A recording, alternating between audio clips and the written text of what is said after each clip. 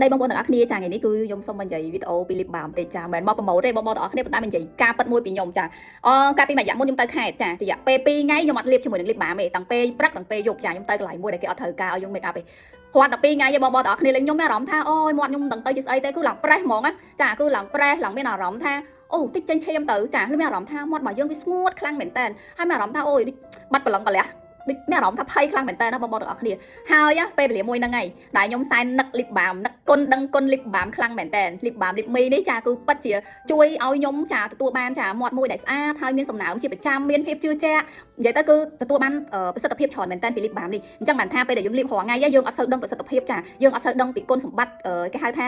កាត់គុណចាគុណបំណាច់របស់ lip balm មួយហ្នឹងឯងប៉ុន្តែនៅពេលដែលយើងខានលេបបងប្អូនអរគ្នាខ្ញុំអូយមានអារម្មណ៍ថាអូយខ្ញុំបើសិនខ្ញុំបានលេប lip balm ហ្នឹងឡើងវិញចាគឺខ្ញុំសប្បាយចិត្តហើយខ្ញុំមានអារម្មណ៍ថាខ្ញុំដឹងគុណ lip balm នេះខ្លាំងមែនតើចាដោយសារនៅពេលដែលយើងបានលេបវិញតែ2ថ្ងៃឯងចាបងប្អូនអរគ្នាមាត់យើងត្រឡប់មកសភាពទន់ចាមានអារម្មណ៍ថាមានសំណើមឡើងមកវិញនិយាយទៅជាបានលឿនខ្លាំងមែនតើ lip balm នេះដោយសារតែសំណើមខ្លាំងមែនតើកុំឃើញអត់មានពណ៌អញ្ចឹងគិតថាអត់មានសំណើមអត់ទេបងប្អូនអរគ្នាគឺអត់ពណ៌មែនប៉ុន្តែនិយាយពីសំណើមគឺច្រើនខ្លាំងមែនតើចាព្រោះដោយសារតែអត់ពណ៌នេះគឺយើងធ្វើដោយសារតែយើងចា